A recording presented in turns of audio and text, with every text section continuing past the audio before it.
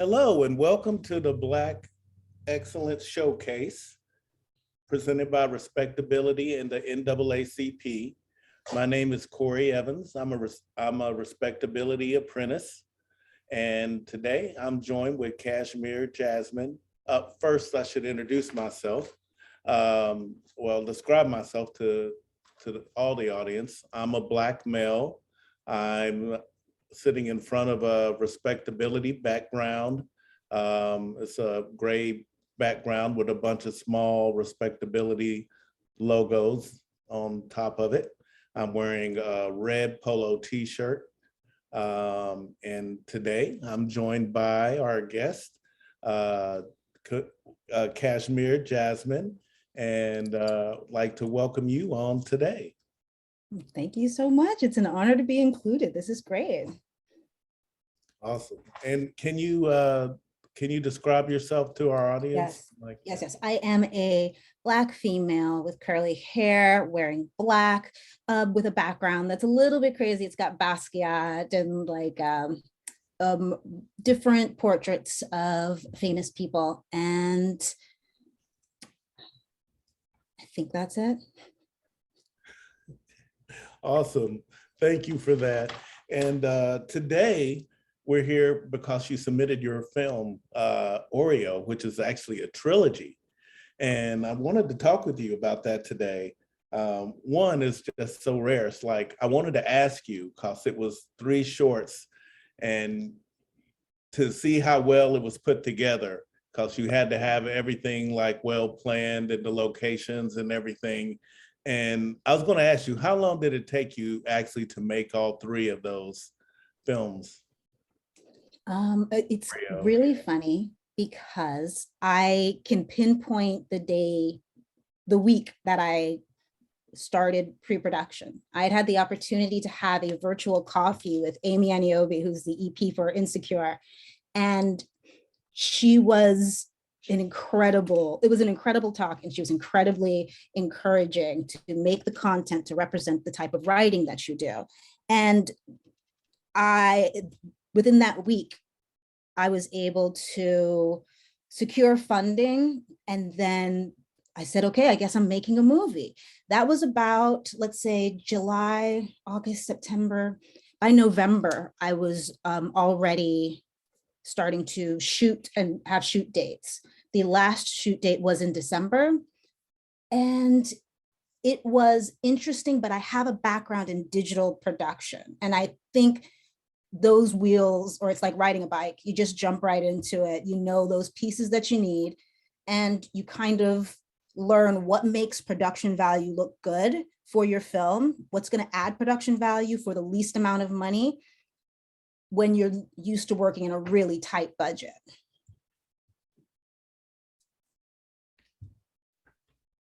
I get you on that. And I wanted to talk about your film, Oreo. The situation, the characters, each 3 of the women are definitely in like different situations, like, whether it be like, a class system or, trying to fit in. Can you talk a little bit about that? Like each of the characters in the film?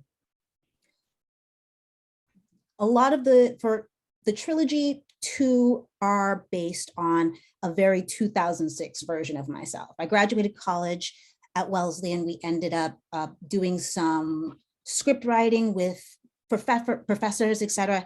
And this is a revisit of something I wrote back then. And I knew that that was going to have its own vibe. And creating that, I wanted to talk about the cross sections that I've existed in, and also the similarities I've seen in others.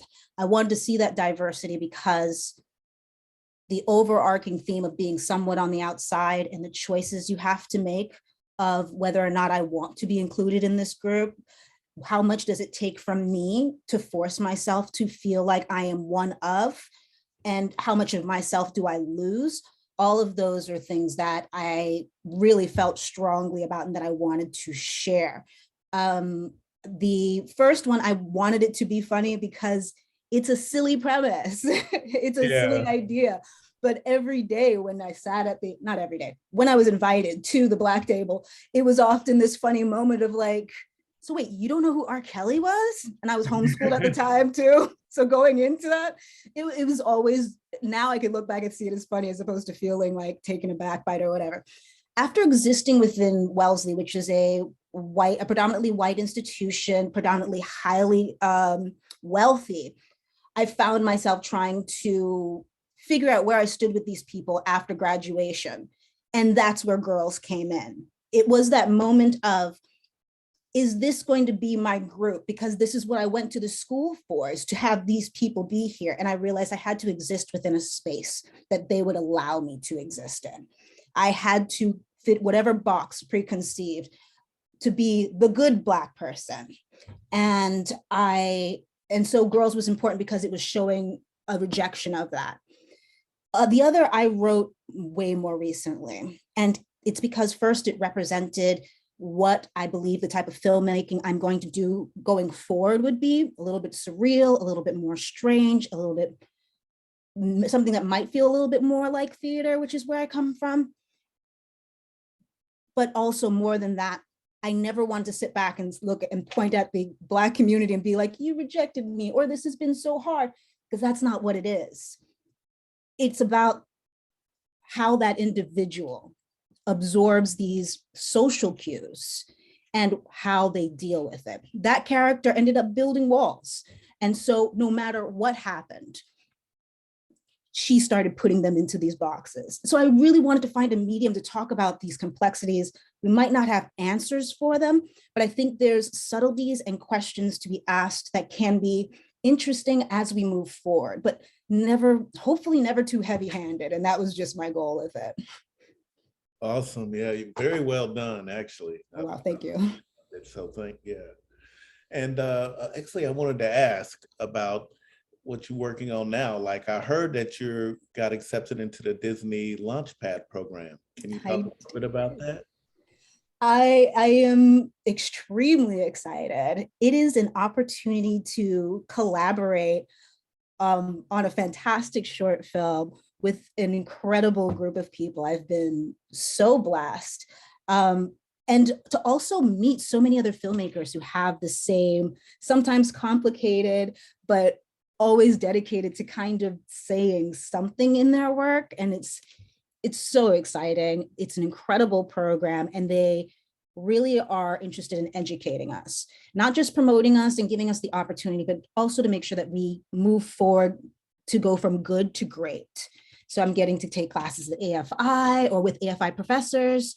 We are truly doing in-depth workshops on our work and who are we as artists. And all of that is just, I feel like I am going to walk away with a whole toolbox that hopefully will really make me not just good, but on the way to great.